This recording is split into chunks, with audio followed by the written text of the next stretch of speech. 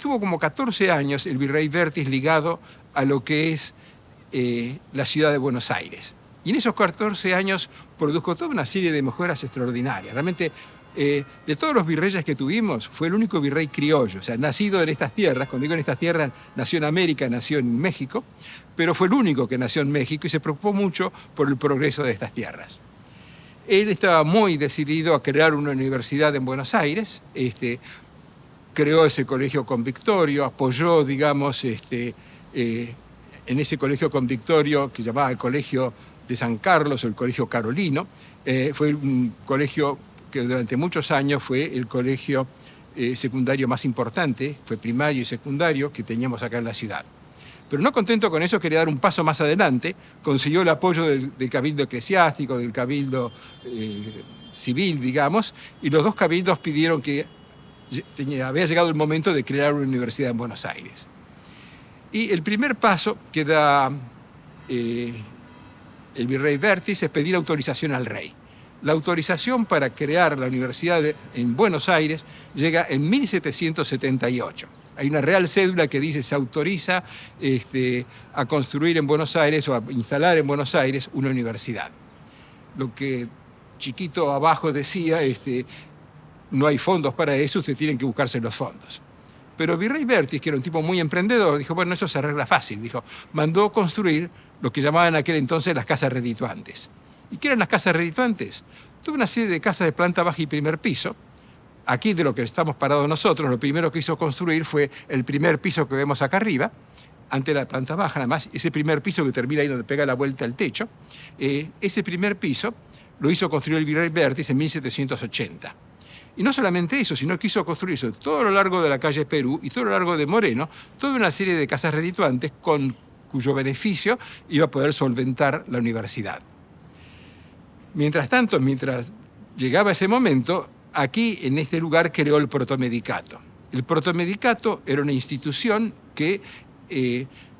cuya misión era básicamente certificar quién podía ser médico, quién no podía serlo. Y O'Gorman fue el primer médico, el primer protomédico que tuvimos acá. A partir de 1780 se hizo cargo del protomedicato. Pero O'Gorman pensaba que no era suficiente certificar quién era médico, quién no era, sino que era necesario enseñar. Y O'Gorman fue el primero que empezó a batir el parche diciendo, señores, tenemos que crear una escuela de medicina. El virrey le permite entonces construir el protomedicato y la universidad, le cede acá las piezas para el protomedicato y O'Gorman tiene que pagar cerca de 1.200 y pico de pesos para poner ventanas, ponerle vidrios a las ventanas, poder arreglar las puertas. Y con el arreglo que hizo O'Gorman, que tardó varios años litigando después con el virrey para que le devolvieran el dinero invertido, logró establecer aquí el protomedicato. ¿Por qué es importante el protomedicato? Porque en 1801, en estas aulas que ustedes ven acá, se inició la enseñanza de la medicina en el virreinato del Río de la Plata, ¿cierto? Ya había medicina en Perú, en Lima, pero aquí, en el virreinato del Río de la Plata, la primera escuela de medicina fue detrás de estas paredes.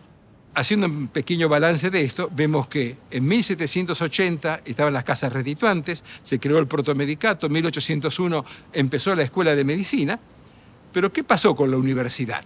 El problema que tuvo el virrey Vértiz es que allá por 1781, una serie de levantamientos asociados a Tupac Amaru, especialmente en Oruro, más al sur, una revuelta muy grande, tuvo que mandar sus tropas hasta Oruro, y ahí vinieron con un montón de presos traídos desde Oruro hasta acá a Buenos Aires. Y como no había cárcel en ese momento, se usaron las casas redituantes para cárcel de esos criollos que habían traído presos.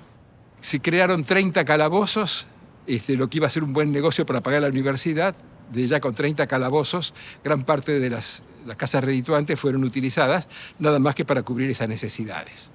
Así que yo diría que el gran envión que le dio a la universidad colonial el virrey Vértiz se interrumpió con la crisis de Oruro, con esas insurgencias que había en Oruro y con esos criollos que trajo acá, que estuvieron muchos años, estuvieron por lo menos más de 10, 15 años presos en esos calabozos, esos 30 calabozos de las casas redituantes.